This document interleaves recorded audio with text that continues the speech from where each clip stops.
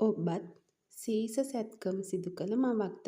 එහෙනම් මේ වීඩියෝ එක දිගටම බලන්න.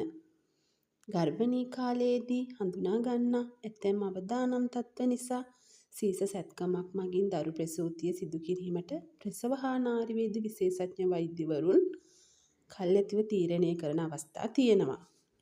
නමුත් ඇතැම් අවස්ථාවලදී මවගේ හෝ දරුවාගේ සෞඛ්‍ය තත්ත්වය මත හදිසි සීස ශල්‍ය කර්මයක් මගින් දරු ප්‍රසූතිය සිදු කරන අවස්ථාත් තියෙනවා.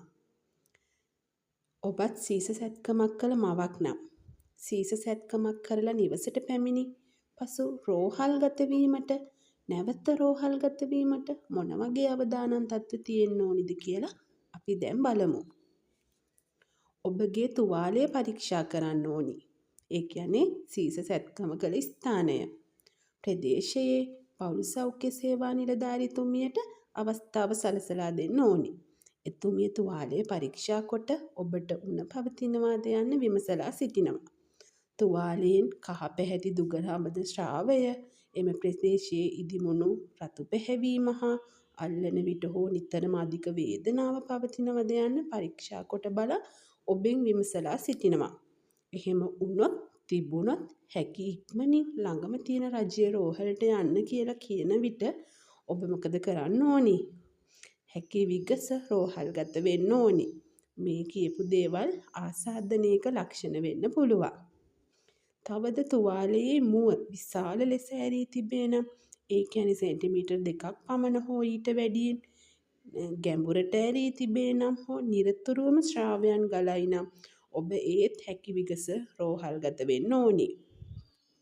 අපි දැන් බලමු මේ සීස තුවාලය ආසාදනයට ලක් නොවන විදියට පිරිසිදු කරගන්නේ කොහොමද කියලා. ඔබ සීස සැත්කමක් කළ මවක් නම් සැත්කමෙන් පසු මෙහුම් ඉවත් කර හෝ ඉවත් නොකර පැමිණි මවක් නම්, මොකද සමහර අවස්ථාවල ජලයට දියවෙන මෙහුම් ගසනවා. සැරහුන් ද්‍රව්‍ය ඉවත් කර තුවාලයේ සේදෙන ලෙස නෑම අවශ්‍ය වෙනවා. ඒ කියන්නේ ස්නානය කිරීම. මෙහිදී මතක තියාගන්න ඕනි සාමාන්‍ය සබන් සහ ජලය භාවිතා කරන්න ඕනි.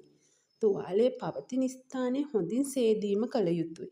සමහර අමතර ඖෂධ හෝ විස බීජ නාශක දියර භාවිතා කිරීම අවශ්‍ය වෙන්නේ නැහැ.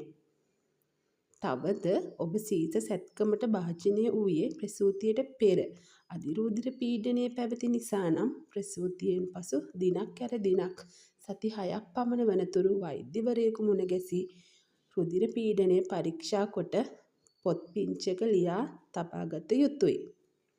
තවද ඔබ සීස සැත්කමට භාජනය කළ මවක් නම් උණ, යටිබඩේ වේදනාව, යෝනි ශ්‍රාවයේ හෝ රුධිර වහනයේ වැඩිවීමක්, දුගද හමන යෝනි ශ්‍රාව, මුත්‍රා දැවිල්ල, කැස්ස, සුදුමැලි බව, අසනීප පෙනුම හෝ කෙන්ඩාවල වේදනාව පවතිනවාද ඔබට දැනේ නම් හෝ පවුල් සෞඛ්‍ය සේවා නිලධාරීතුමිය ඔබට ඉහත එක් ලක්ෂණයක් හෝ පවතී වහාම රෝහල්ගත වෙන්න කියලා කියව විට වහාම රෝහල්ගත විය යුතුයි.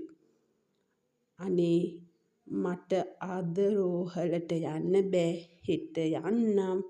ඔය ආකාරයට මව්වරු පවසන විවිධ කතා ස්වරූප පවතින අතර ඔබ එසේ සිදු කළොත් ඔබේ ජීවිතයට විශාල ලෙස බලපෑම් ඇති වෙන්න පුළුවන්.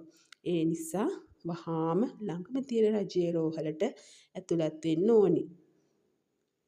තවත් මෙවැනි වීඩියෝ එකකින් හමු වෙමු. සබ්ස්ක්‍රයිබ් කරන්න, ලයික් කරන්න, කමෙන්ට් කරන්න, ෂෙයා කරන්න. Thank you.